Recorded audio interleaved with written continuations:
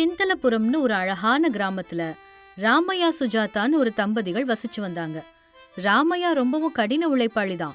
ஆனா சம்பாதிச்ச பணத்தை அப்பவே செலவு செய்யற குணம் கொண்டவர். சுஜாதாவோ ரொம்ப விவேகமானவர். எந்தெந்த காலத்துல எப்படி எப்படி வாழணும் அப்படிங்கறது அவளுக்கு ரொம்ப நல்லாவே தெரியும். இதுதான் அந்த கணவன் மனைவியோட குணாதிசயங்கள். ஒரு நாள் மதியானம் ராமையா வயல் வேலை செஞ்சுட்டு களைப்போட வீட்டுக்கு வந்தாரு. சுஜாதா, என்னவோ தெரியல, இந்த தடவை வெயில் மண்டைய பொளக்குது. சூரியன் நடு மத்திக்கு வரும்போது வயல்ல ஒரு நிமிஷம் கூட நிக்க முடியல. குடிக்கிறதுக்கு கொஞ்சம் குளிர்ந்த தண்ணி இருந்தா கொண்டு வாமா. இந்தாங்க, தண்ணி குடிங்க. இப்பவே இவ்ளோ அழுத்துக்கிட்டீங்கன்னா என்னங்க பண்றது? இப்பதானே சித்திரை மாசமே பிறந்திருக்கு. இன்னும் வைகாசி வரும்போது வெயில் இன்னும் மண்டைய புழக்கும். உண்மைதான் சுஜாதா, பக்கத்து நிலத்துல சுப்பையா கூட சொல்லிட்டு இருந்தான், இந்த முறை மழையும் குறைவாதான் இருக்குமா. ஏரியில தண்ணி கூட வத்தி போயிட்டே இருக்கான். நம்ம கிணத்துல கூட நீர் மட்டம் ரொம்ப குறைஞ்சிருச்சுல. அதுக்குதான் எப்பவுமே நான் சொல்லிக்கிட்டே இருக்கேன், தேவையில்லாம தண்ணிய வீணாக்க கூடாதுன்னு. இந்த கோடை காலம் நம்மள கடுமையா சோதனை செய்யும் போல இருக்கு. அதெல்லாம் இருக்கட்டும், இன்னைக்கு சந்தையில ஒரு புது வகை பட்டு துணிய பார்த்தேன். அடுத்த மாசம் நம்ம ஊர்ல திருவிழா வருதுல்ல, உனக்காக அந்த துணிய வாங்கலான்னு நினைச்சேன். சாயங்காலம் போய் அதை வாங்கிட்டு வரேன். வேணாங்க, இப்ப துணிமணி எடுக்கிறத விட இந்த வெக்கையிலேருந்து தற்காத்துக்கிறது தான் முக்கியம். அந்த பணத்துல நம்ம இன்னும் கொஞ்சம் மண்பானை வாங்கலாம், இன்னும் தானியங்கள் வாங்கி சேகரிச்சு வச்சுக்கலாம். இந்த துணிமணியெல்லாம் எப்ப நினைச்சாலும் நம்ம வாங்கிக்கலாம். ஆனா இந்த வெயில் காலத்தை கடக்கிறதுக்கு நமக்கு இந்த வெக்கையிலிருந்து தப்பிக்கிறது முக்கியம். அது என்ன அப்படி சொல்லிட்ட சுஜாதா? ஊர்ல இருக்கிற எல்லாரும் நல்ல பளபளன்னு புது துணி உடுத்திட்டு வரும்போது நீ மட்டும் இந்த பழசு பட்டைய கட்டிட்டு வருவியா? அப்ப மத்தவங்களுக்கு மத்தியில நம்ம கௌரவம் என்ன ஆகுறது? ஆனா இந்த கோடையிலிருந்து நம்ம தப்பிக்கணும்னா நம்ம குடிசைய கொஞ்சம் தயார் பண்ணணும். அப்படியே நம்ம கிணறையும் தூர்வாரி வைக்கணும். அப்போதான் மழை குறைவா பெஞ்சாலும் நம்மளால நீரை சேமிக்க முடியும். இப்படி புடவைங்களுக்கும் மத்ததுக்கும் பணத்தை செலவழிச்சிட்டா அவசியமான காரியங்களுக்கு பணம் இருக்காதுங்க. அதுவும் இல்லாம போன பண்டிகைக்கு நீங்க எடுத்து தந்த புடவையே நல்லாதான் இருக்கு. அதையே இந்த திருவிழாவுக்கும் கட்டிக்கிட்டா போச்சு. ராமையா முதல்ல கேட்கலனாலும் சுஜாதா எடுத்து சொன்னதும் கேட்டுக்கிட்டாரு. சுஜாதா தன்னோட திட்டத்தை ஆரம்பிச்சா. ஊர்ல எல்லாரும் புது துணிகள், திருவிழா அவசரம்னு இருக்க, சுஜாதா மட்டும் தண்ணிய சேமிக்கிறதுலயும் கோடைக்கு ஏத்த மாதிரி உணவுப் பொருட்கள் சேகரிக்கிறதுலயும் மும்முரமா இருந்தா. கோடை காலத்துக்கு முழுசா தன்னை தயார்படுத்திக்கிட்டா. கொஞ்ச நாட்கள்ல வெயிலோட தாக்கம் அதிகரிச்சுது. ஒரு நாள் சுப்பையா தண்ணீருக்காக ராமையாவோட வீட்டுக்கு வந்தான். எப்பா ராமையா, எங்க வீட்டு கிணறு வத்தி போச்சுப்பா. ஒரு குடம் தண்ணி எடுக்கிறதுக்காக பக்கத்து ஊர் வரைக்கும் போக வேண்டியிருக்கு. உங்க வீட்ல எதுவும் தண்ணி இருக்கா? வா வா சுப்பையா, என் வீட்லயும் தண்ணி குறைவாதான் இருக்கு. ஆனா நம்ம சுஜாதா தண்ணிய ரொம்ப ரொம்ப சிக்கனமா பயன்படுத்திட்டு இருக்கா. அப்போ இவங்க பேச்ச தூரத்துல இருந்து கேட்டுட்டு இருந்த சுஜாதா அங்க வந்தா. நான் ஒரு மாசமாவே தண்ணிய எப்படி சேமிச்சு வைக்கணும்னு எல்லாருக்கும் சொல்லிக்கிட்டே தான் இருந்தேன். நீங்க யாருமே கேட்கல. திருவிழாவுக்கு அதுக்கு இதுக்குன்னு செலவு பண்ணீங்க. இப்போ தாகத்துல கிடந்து அல்லாடுறீங்க. அது என்னவோ உண்மைதான் சுஜாதா, நீ சொல்லும் போது ரொம்ப ரொம்ப அலட்சியமா இருந்துட்டோம். இப்ப எங்க பிள்ளைங்க எல்லாம் தாகத்துல அழும்போது பார்க்கவே ரொம்ப கஷ்டமா இருக்கு. சரி, வருத்தப்படாதீங்க. நம்ம வீட்டுக்கு பின்னாடி ஒரு சின்ன கிணறுல நான் மழை நீரையும் மீதி நீரையும் சுத்திகரிச்சு சேமிச்சு வச்சிருக்கேன்.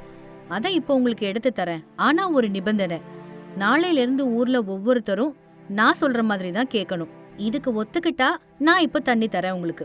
கண்டிப்பாமா, நீ சொல்ற மாதிரி தான் நாங்க செய்வோம். உன்னோட புத்திசாலித்தனத்து மேல இப்பதான் எங்க எல்லாருக்குமே நம்பிக்கை வந்திருக்கு. மறுநாள் சுஜாதா ஊர் பெண்கள் எல்லாரையும் கூப்பிட்டு ஊர் மத்தியில ஒரு கூட்டம் ஏற்பாடு பண்ணுனா.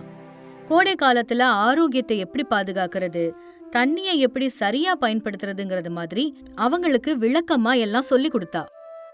கேளுக்கா, கேளு தங்கச்சி, இந்த கோடை காலம் நம்ம பொறுமைய ரொம்ப சோதிக்குது. கோடைன்னா நமக்கு நினைவுக்கு வர்றது தாகம், வெக்க, அப்புறம் தண்ணீர் தட்டுப்பாடு தான். இந்த வெப்பத்துல இருந்து நம்மள பாதுகாத்துக்கணும்னா மதிய நேரம் வெளியில போறத தவிர்க்கணும். சமைக்கும் போது அரிசி களைஞ்ச நீரையும் வடிச்ச கஞ்சியையும் வீணாக்காம கால்நடைகள் இருந்தா அதுக்கு கொடுக்கலாம். துணி துவைக்கிற தண்ணிய கூட நம்ம சேமிச்சு வச்சு செடி கொடிகள் இருந்தா அதுக்கு ஊத்தலாம். ஆமா சுஜாதா, ஆனா இந்த வெயில் காரணமா வீட்டுக்குள்ள புழுக்கம் தாங்க முடியல. வீட்டுக்குள்ள கூட இருக்கவே முடியல. நீ உன் வீட்டை எப்படி குளுமையா வச்சிருக்க? நான் ஜன்னலுக்கெல்லாம் வெட்டி வேர் வச்சு தட்டிகள் கட்டி இருக்கேமா. அது மேல தினமும் காலையிலயும் சாயங்காலமும் கொஞ்சம் தண்ணி தெளிச்சா போதும். காத்து உள்ள வரும்போது நல்ல சிலு சிலுன்னு குளிர்ச்சியான காத்தா வரும். இது எந்த இயந்திரத்துக்கும் சளைச்சது இல்ல.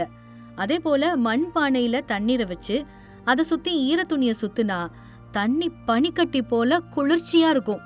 உண்மைதான் சுஜாதா. இவ்ளோ நாளா நீ இது எல்லாத்தையும் கஞ்சத்தனத்துல செய்யறன்னு நாங்க நினைச்சிட்டு இருந்தோம். ஆனா இப்பதான் எங்களுக்கு புரியுது, இது கஞ்சத்தனம் இல்ல, முன்னெச்சரிக்கைன்னு. அது மட்டும் இல்லங்க, சாப்பாட்டு விஷயத்திலயும் நம்ம கவனமா தான் இருந்தாகணும். மசாலா உணவுகளை சாப்பிட்டா நமக்கு தாகம் அதிகமா எடுக்கும். அதனால மசாலா காரத்தை குறைச்சிக்கிட்டு பழைய சாதம், மோர், வெங்காயம் இதெல்லாம் அதிகமா சேர்த்துக்கணும். இதெல்லாம் நம்ம உடம்ப குளிர்ச்சியா வச்சுக்கும். அதே மாதிரி ஏரி நீரையும் நம்ம வீணாக்க கூடாது. நம்ம எல்லாரும் சேர்ந்து நம்ம ஏரிய தூர்வாரணும். எல்லாரும் சேர்ந்து உழைச்சு ஏரியை நம்ம தயார் பண்ணி வச்சுக்கிட்டோம்னா மழை பெஞ்சதுக்கு அப்புறமா ஏரியினுடைய நீர் சேமிப்பு திறன் அதிகரிக்கும். ஊர் மக்கள் எல்லாரும் சுஜாதா சொன்ன ஆலோசனைகளை பின்பற்ற ஆரம்பிச்சாங்க. சுஜாதாவோட மேற்பார்வையில ஊர் ஏரியில இருந்த கொஞ்ச தண்ணீரையும் முறைப்படி பகிர்ந்து கொண்டதால யாருக்குமே தண்ணி கஷ்டம் ஏற்படல. எல்லாருக்கும் அந்த நீர் பயன்பட்டுச்சு. சுஜாதா ஊருக்காக யோசிச்ச இந்த விதம் புடிச்சு போய் ஒரு நாள் ஊர் பெரியவர் நரசையா ராமையாவோட வீட்டுக்கு வந்தாரு. ராமையா, நீ ரொம்பவும் அதிர்ஷ்டசாலிப்பா. சுஜாதா மாதிரி புத்திசாலி மனைவி உனக்கு கிடைச்சதுனாலதான் இந்த ஊரு இந்த இக்கட்டான நிலைமையில இருந்து தப்பிச்சிருக்கு. இல்லனா இந்நேரம் பாதி பேரு ஊரை விட்டு வெளியில போயிருப்பாங்கப்பா. ஆமா பெரியய்யா, சுஜாதா எனக்கு மனைவியா மட்டும் இல்ல, தன்னோட அறிவால இந்த ஊருக்கே வழிகாட்டியா இருக்கா. இவ்ளோ காலமா எனக்கு என்னமோ அகம்பாவம் அதிகமாகி சுஜாதாவோட பேச்ச கேட்கல. ஐயோ, எதுக்கு அப்படிலாம் சொல்றீங்க? நீங்க முதல்ல என் பேச்ச மறுத்தாலும் அப்புறமா கேட்டீங்க தானே. நம்ம ஊர் நம்ம வீடு மாதிரி. எல்லாரும் நல்லா இருந்தா நம்ம நல்லா இருக்க முடியும். என் பார்வையில சம்பாத்தியம் எல்லாம் முக்கியம் இல்ல, இருக்கிறத காலத்துக்கு ஏற்ப பயன்படுத்திக்கிறது தான் உண்மையான செல்வம்னு நான் நினைக்கிறேன். ரொம்ப சரியா சொன்னம்மா. ஆனா வெயில் இன்னும் அதிகமாயிட்டே இருக்கே, பயிர்கள் எல்லாம் காஞ்சு போகுது. இதுக்கு ஏதாவது உபாயம் இருக்காமா? பெரியய்யா, இப்ப பயிர் விளைச்சல்லாம் கஷ்டம்தான். ஆனா நம்ம பூமிய குளிர்ச்சியா வச்சுக்க முடியும். வயல்கள்ல இருக்கிற பசுஞ்சாணம் அப்புறம் காஞ்ச இலைகள் எல்லாத்தையும் கலந்து உரமாக்கி அது மேல மண்ணை பரப்பி விட்டோம்னா பூமி ஈரப்பதத்தை இழக்காது. மழை பெஞ்ச உடனே அந்த பூமி மறுபடியும் பசுமையா மாறும். அது வரைக்கும் நம்ம சேமிச்சு வச்சிருக்கிற தானியத்தை சிக்கனமா பயன்படுத்திக்க வேண்டியதுதான். அதான் வழி. வைகாசி மாசம் பாதி வரும்போது வெயில் பயங்கரமா மாறுச்சு. பக்கத்து ஊர் மக்கள் எல்லாம் வெப்பத்தோட தாக்கத்தினால சுருண்டு விழுந்துட்டு இருந்தாங்க. ஆனா சிந்தலபுரத்துல சுஜாதா சொன்ன குளிர்ச்சி முறைகளால எல்லாரும் ரொம்ப நல்லாவே இருந்தாங்க. வெயில் ரொம்ப ரொம்ப அதிகரிச்சதுனால ராகி கஞ்சி அப்புறம் மோர் விநியோகத்தை சுஜாதா தன்னோட வீட்டு முன்னாடியே ஏற்பாடு செஞ்சா. சுஜாதாவுக்கும் ராமையாவுக்கும் சில பெண்களும் உதவி பண்ணாங்க. மக்கள் எல்லாரும் அங்க வந்து வயிறார குடிச்சாங்க. அம்மாடி, இந்த ராகி கஞ்சி குடிக்கிறதுக்கு அமிர்தம் மாதிரி இருக்குமா? சரி, இந்த யோசனை உனக்கு எப்படி வந்துச்சு? என் பாட்டி எனக்கு சொல்லி கொடுத்த பாடம் இது சுப்பையா. இயற்கை நமக்கு எல்லாத்தையுமே கொடுத்துருக்கு. ஆனா நாம அதை மதிக்க தான் கத்துக்கணும். கோடை காலங்கிறது திட்டுறதுக்காக மட்டும் இல்ல, நம்ம பொறுமைய சோதிக்கிற காலம்னு அதுக்கு தயாராயிக்கணும். சுஜாதா, இன்னைக்கு பக்கத்து ஊர் பஞ்சாயத்து தலைவர் வந்திருந்தாரு. நம்ம ஊர் மக்கள் எப்படி இவ்ளோ ஆரோக்கியமா இருக்காங்கன்னு பார்த்து ஆச்சரியப்பட்டாரு. உன்னோட பேரு தான் ஊர் முழுக்க இன்னைக்கு பேசப்பட்டுச்சு. அச்சோ, பேருக்காக எல்லாம் இல்லங்க இந்த முயற்சி. 10 பேர் சந்தோஷமா இருக்கணுங்கிறதுக்காக தான் செஞ்சேன். இப்ப சொல்லுங்க, அந்த பட்டு துணியை விட நம்ம வீடு குளிர்ச்சியா இருக்கிறதும் இந்த கோடையில நம்ம ஆரோக்கியமா இருக்கிறதும் எல்லார் முகத்திலும் உள்ள சிரிப்பு தான் பெருசு. அப்படிதானே? ஆமா சுஜாதா, நான் என் தப்ப புரிஞ்சுக்கிட்டேன். இனிமே எந்த வேலை செஞ்சாலும் உன்னோட ஆலோசனையை கேட்டுதான் செய்வேன். உன்னோட புத்திசாலித்தனம் தான் உண்மையான சொத்து. சில நாட்களுக்கு அப்புறமா வானம் மேகமூட்டத்தோட காணப்பட்டுச்சு. எல்லாரும் எதிர்பார்த்த மழை பெஞ்சுது. அப்போ ஊர் மக்களை முன்னிலைப்படுத்தி ஊர் பெரியவர் ஊர் மத்தியில எல்லாரையும் கூப்பிட்டு பேச ஆரம்பிச்சாரு. கிராம மக்களே, எல்லாரும் கேளுங்க. இந்த ஆண்டு நம்ம எதிர்கொண்ட வறட்சி நமக்கு ஒரு பெரிய பாடத்தை கத்து கொடுத்திருக்கு.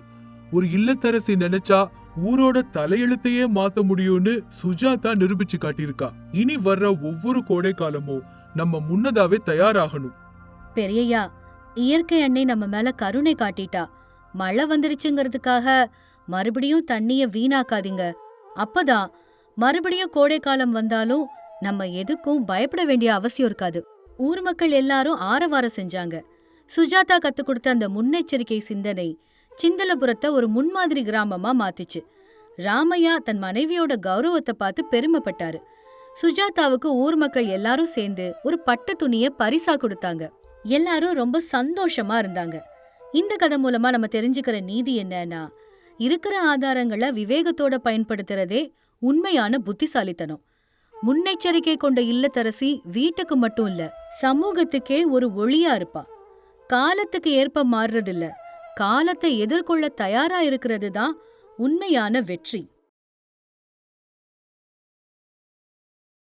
அழகான அந்த கிராமத்துல பல குடும்பங்கள் சந்தோஷமா வாழ்ந்து வந்துச்சு. ராமர் கோயிலுக்கு தெற்க இருந்த ஒரு பச்சை பசேல்னு ஒரு குடிசையில ராதாமா கிருஷ்ணய்யான்னு ஒரு தம்பதிகள் இருந்தாங்க. ஒரு நாள் ராதாமா, என்னங்க மதியம் சாப்பிடுறதுக்கு நீங்க வீட்டுக்கு வரீங்களா, இல்லைன்னா சாப்பாடு எடுத்துட்டு நான் வயலுக்கு வரட்டுமா, இப்படி ரொம்ப இயல்பா கேட்டா. நான் மதியானம் வந்துட்டு மறுபடியும் போறதுக்கு ரொம்ப கஷ்டமா இருக்கும், நீயே கொண்டு வந்துரு சொல்லிட்டு ஏற்கலப்பைய தூக்கி தோள்ல போட்டுக்கிட்டு வயலுக்கு போனாரு கிருஷ்ணய்யா. அந்த வீட்ல தினமும் இதுதான் வாடிக்கை. கிருஷ்ணய்யா நாள் முழுக்க வயல்ல கஷ்டப்பட்டு உழைப்பாரு. ராதாமா இருப்பதை வச்சுக்கிட்டு சமைச்சு போடுவா. சாயங்கால நேரத்துல 2 பேரும் வீட்டு முன்னாடி உட்கார்ந்து அவங்களோட இன்ப துன்பங்களை பேசிக்குவாங்க. இவங்களுடைய அந்யோன்யத்தை வானத்து நிலா பாத்துட்டு இருக்கும். எவ்வளவு கஷ்டப்பட்டு உழைச்சாலும் கையில 1 ரூபா கூட நிக்க மாட்டேங்குது. கல்யாணம் ஆனதுல இருந்து நான் உனக்கு ஒரு பொட்டு நகை கூட செஞ்சு போட்டதில்ல. என்னவோ என் நிலைமை மட்டும் மாறவே மாட்டேங்குது. அப்படி தன்னோட கஷ்டத்தை யாருக்கிட்ட சொல்றதுன்னு தெரியாம தன்னோட வருத்தத்தை மனைவி கிட்ட கொட்டினாரு. எந்த மனைவியாவது கணவன் கஷ்டப்பட்டு பேசும்போது அதை பார்த்துட்டு சும்மா இருப்பாங்களா? ராதாமா கணவனுக்கு ஆறுதல் சொன்னா. வருத்தப்படாதீங்க, எல்லா நாட்களும் ஒரே மாதிரி இருக்காது. நம்ம கஷ்டங்கள் எல்லாம் தீந்து நம்ம மகிழ்ச்சியா சிரிக்கிற நாள் ரொம்ப பக்கத்திலேயே இருக்குதுன்னு எனக்கு தோணுது. இப்படி ஒருத்தருக்கு ஒருத்தர் தைரியம் சொல்லிக்கிட்டு அவங்க வாழ்க்கைய வாழ்ந்துட்டு இருந்தாங்க.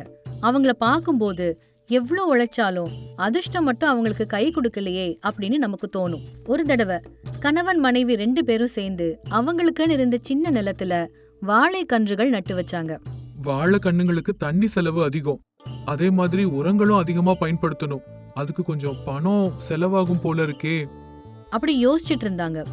நம்ம ஊரு ஷாவுக்கார் புஜங்கம் இருக்காருல்ல, அவர்கிட்ட நம்ம கொஞ்சம் பணம் கடன் வாங்கலாம்.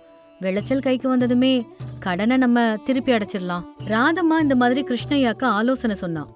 நீ சொல்றதெல்லாம் சரிதான் ராதா, ஆனா அந்த புஜங்கம் சரியான திருடன்னு எல்லாரும் பேசிக்கிறாங்களே. வட்டி கூட 100 ரூபாய்க்கு 10 ரூபாயாம். நம்ம ரொம்ப கஷ்டப்பட்டுருவோம். தனக்கு தெரிஞ்ச விஷயங்கள் எல்லாத்தையும் மனைவி கிட்ட எடுத்து சொன்னாரு கிருஷ்ணய்யா. ஒரு 2 மாசத்துக்கு தானே, ஒன்னும் ஆகாதுங்க, பணம் வந்ததும் மொத்த கடனையும் அடைச்சிடலாம். இப்படி ராதம்மா தைரியம் சொல்லி கிருஷ்ணய்யாவை அனுப்பி வச்சா. கிருஷ்ணய்யாவும் ஷாவுக்கார் புஜங்கத்துக்கிட்ட போனாரு. நமஸ்காரம் புஜங்கம் ஐயா. இப்படி ரொம்ப பணிவா ஷாவுக்கார் கிட்ட பேசினாரு கிருஷ்ணய்யா. கிருஷ்ணய்யா, வா வா, உன் வயல்ல வாழை பயிரிட்டு இருப்பதா கேள்விப்பட்டேன். உன்கிட்ட இருக்கிறது 1/2 ஏக்கர் தான்னாலும் உன்னோட நிலத்துல அமோகமா விளையும்பா. அப்படி புஜங்கம் கிருஷ்ணய்யாவை ரொம்ப புகழ்ந்து பேசினாரு.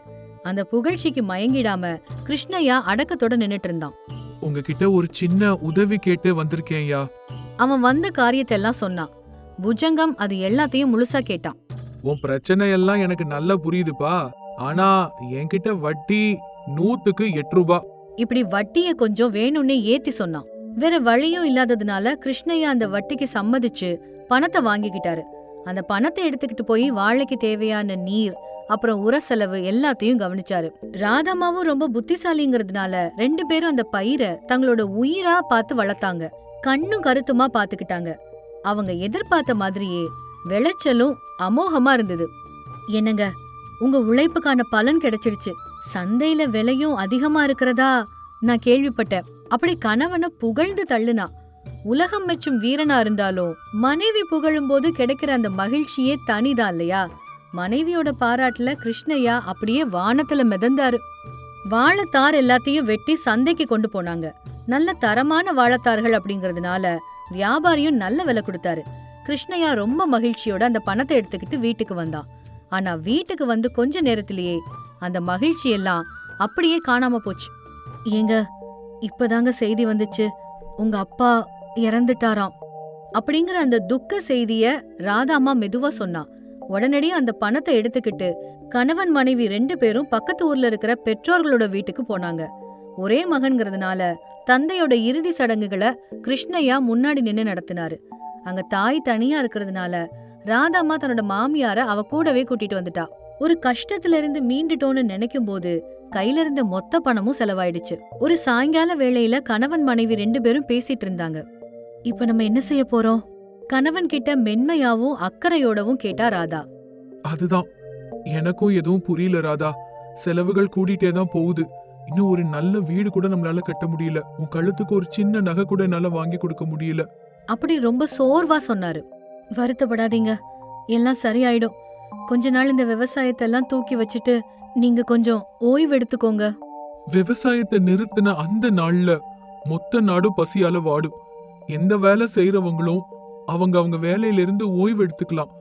ஆனா விவசாயி மட்டும் மண்ணோடு மண்ணா மடிஞ்சதுக்கு அப்புறம்தான் அவனுக்கு ஓய்வு. இப்படி சொல்லிட்டு விவசாயத்தை நிறுத்துறதுக்கு அவரு சம்மதிக்கவே இல்ல. மறுபடியும் புஜங்கத்துக்கிட்ட போய் கடன் வாங்கி விவசாயத்தை மறுபடியும் ஆரம்பிச்சாரு. இந்த முறையும் பயிர் நல்லாவே வளர்ந்துச்சு. ஆனா தாய்க்கு உடல்நிலை சரியில்லாம போனதுனால மருத்துவ செலவுக்கே அந்த பணம் எல்லாம் செலவாயிடுச்சு. இப்படி அவங்க எவ்வளவுதான் கஷ்டப்பட்டாலும் அதிர்ஷ்டம் மட்டும் அவங்களுக்கு கை கொடுக்கவே இல்ல. கடனுக்கு மேல் கடன் பெருகிக்கிட்டே தான் போச்சு. ஒரு நாள் புஜங்கம் அவனோட வீட்டுக்கே வந்துட்டாரு. என்ன கிருஷ்ணய்யா, இதெல்லாம் என்ன பழக்கம்னு வச்சிருக்க? கடன் வாங்கினா மட்டும் போதாது, அதை திருப்பி தர்ற முறையும் தெரிஞ்சிருக்கணும். அப்படி இல்லங்க, கொஞ்சம் சூழ்நிலை கஷ்டமா இருந்துச்சு. இந்த முறை கண்டிப்பா எல்லாத்தையும் தீர்த்துறேன். குரல் தள்ளு தள்ளுக்க அவர்கிட்ட கெஞ்சி கேட்டுக்கிட்டாரு. நீ என்னோட கடனை தீர்க்க வேண்டிய அவசியமே கிடையாது. அதுக்கு பதிலா உன்னோட நிலத்தை மட்டும் என்னோட பேர்ல மாத்தி எழுதிரு. தன்னோட மனசுல இருந்த ஆசைய அவர் சொல்லிட்டாரு. இத கேட்டதும் கணவனும் மனைவியும் ஒருத்தர் பார்த்தாங்க. என்ன ஒருத்தருக்கு ஒருத்தர் இப்படி பாத்துட்டு இருக்கீங்க? வேற யாருக்காவது விக்கிறதுக்கு பதிலா எனக்கே வித்துருங்க. அப்படி சிரிச்சுக்கிட்டே சொன்னாரு. அந்த நிலம் எங்க அப்பா சம்பாத்தியம் பண்ணதுங்க. அதை விக்கிற மாதிரி எங்களுக்கு யோசனை இல்ல. அப்படி கொஞ்சம் கராராவே சொல்லிட்டான். இந்த பதில கேட்டதும் புஜங்கமும் சிரிச்சுக்கிட்டே அங்கிருந்து போயிட்டான். செலவுகள் கூடிக்கிட்டே போனதுனால கிருஷ்ணய்யாவால கடனை தீர்க்க முடியாம போயிடுச்சு. கிருஷ்ணய்யாவோட நிலத்துல ரொம்ப நாளா கண் வச்சிருந்த புஜங்கத்துக்கு இது ஒரு நல்ல வாய்ப்பா தெரிஞ்சுது. உடனே கணவன் மனைவி 2 பேரையும் ஊர் பஞ்சாயத்துக்கு இழுத்துட்டு வந்தான். பஞ்சாயத்து தலைவர் பூஷணம் எல்லாத்தையும் கேட்டாரு. என்னப்பா கிருஷ்ணா, கடன் வாங்குனா அதை திருப்பி கொடுக்க வேண்டாமா? இப்படி கொஞ்சம் அனுதாபத்தோட கேட்டாரு. கிருஷ்ணய்யாவும் பஞ்சாயத்துல அவனோட நிலைமை என்னவோ அதை விளக்கி சொன்னாரு. எனக்கு கொஞ்சம் கால அவகாசம் கொடுத்தா என் தலைய அடமானம் வச்சாவது அந்த கடனை நான் மொத்தமா அடைச்சிருவேங்க. நீ உன் தலையையும் அடமானம் வைக்க தேவையில்ல, உன் காலையும் அடமானம் வைக்கிறதுக்கெல்லாம் தேவையில்லை. பேசாம அந்த நிலத்தை வித்துரு. அப்படி பிடிவாதம் பிடிச்சாரு. இந்த பக்கமோ தம்பதிகள் நிலத்தை ஒருபோதும் விற்க மாட்டோம்னு பிடிவாதமா இருந்தாங்க. யாராவது ஒருத்தர் இறங்கி வரலன்னா நாங்களும் தான் என்ன செய்ய முடியும்? இனி அந்த தெய்வம் தான் உங்களுக்கு பதில் சொல்லணும் போல. அப்படி பொறுமை இழந்த ஊர் பஞ்சாயத்து தலைவர் சொன்னாரு. நீங்க தெய்வத்தை பத்தி சொன்னதுனால என்கிட்ட ஒரு யோசனை இருக்கு. நான் ஒரு பையில கருப்பு கல்லையும் வெள்ளை கல்லையும் போடுறேன். அந்த வீட்டு பொண்ண கண்ணை மூடிக்கிட்டு ஒரு கல்லை எடுக்க சொல்லுங்க. அவ வெள்ளை கல்லை எடுத்துட்டா என்னோட கடனை நான் இப்பவே இங்கேயே தள்ளுபடி பண்ணிடுறேன். அவங்க நிலத்தையும் நான் விட்டுடுறேன். இப்படி அவனோட திட்டத்தை சொன்னான். ஊரே அதை கேட்டுட்டு இருந்துச்சு. ஒருவேளை அவ கருப்பு கல்லை எடுத்துட்டா அந்த நிலத்தை எனக்கு கொடுத்துடணும். அதோட 1 வருஷத்துக்கு என்னோட நிலத்துல இலவசமா அவங்க வேலையும் செய்யணும். அப்படி அவன் மனசுல இருந்த வஞ்சகத்தை திட்டமா சொன்னான். நீங்க 2 பேருமே விட்டு கொடுக்காததுனால இந்த திட்டமே சிறந்ததுன்னு எனக்கு தோணுது. தெய்வத்தின் மேலேயே பாரத்தை போட்டுருவோம். இப்படி பஞ்சாயத்து தலைவர் சொல்லவும் வேற வழி இல்லாம அவங்களும் அதுக்கு சம்மதம்னு சொன்னாங்க. அடுத்த நாள் ஆத்தங்கரையில தம்பதியினர், புஜங்கம், அப்புறம் ஊர் பெரியவர்கள் எல்லாரும் கூடியிருந்தாங்க. இப்படி ஊர் மக்கள் எல்லாரும் இருந்தாங்க. ஆனா புஜங்கமோ எல்லாரோட கண்களையும் மறைச்சு அந்த பைக்குள்ள 2 கருப்பு கல்லையே போட்டுட்டான். இத ராதா அம்மா கவனிச்சுட்டா. உடனே அவளுக்கு ஒரு தந்திரம் தோணுச்சு. கண்ணை மூடிக்கிட்டு ஒரு கல்லை எடுத்தவ அது கை தவறி கீழே விழுந்துட்ட மாதிரி அவ நடிச்சா. ஐயோ, கை தவறிடுச்சே. என்ன ராதாம்மா இப்படி பண்ணிட்டீங்க? என்ன மன்னிச்சிடுங்க ஐயா, தெரியாம கை தவறிடுச்சு. இருந்தாலும் பரவாயில்ல, புஜங்க ஐயாவோட பையில இன்னொரு கல் இருக்குல்ல, நான் எடுத்தது அதுக்கு மாறான கல்லுன்னு நினைச்சுக்கலாம். அப்படி ரொம்ப சாமர்த்தியமா சொன்னா. புஜங்கம் தேள் கொட்டின திருட மாதிரி மௌனமா நின்னா. பஞ்சாயத்து தலைவர் பூஷணோ பைக்குள்ள என்ன கல் இருக்குன்னு பார்த்தாரு. உள்ள ஒரு கருப்பு கல்லு தான் இருந்துச்சு. பைக்குள்ள கருப்பு கல்லு தான் இருக்கு. அப்போ அவ எடுத்தது வெள்ளை கல்லு தான். அதனால நீங்க கடன் கட்ட வேண்டிய அவசியமும் கிடையாது, நிலத்தை இவருக்கு விற்க வேண்டிய அவசியமும் இல்ல. இப்படி பஞ்சாயத்து தலைவர் பூஷணம் தீர்ப்பு சொன்னாரு. இத கேட்ட கணவன் மனைவி 2 பேரும் மகிழ்ச்சியில அங்கிருந்து போயிட்டாங்க. தான் வெட்டின குழியில தானே விழுந்த புஜங்கம் ஒன்னும் செய்ய முடியாம அந்த இடத்துல இருந்து அப்படியே நழுவிட்டான். புத்திசாலித்தனம்ங்கிற ஆயுதம் இருந்தா எவ்ளோ பெரிய சிக்கலையும் கடந்து வந்துடலான்னு அந்த கிராமத்து மனைவி நிரூபிச்சா. அதுக்கப்புறம் எப்பவும் போல அந்த கணவன் மனைவி ஒருத்தருக்கொருத்தர் துணையோட மகிழ்ச்சியோட சந்தோஷமா வாழ்ந்து வந்தாங்க.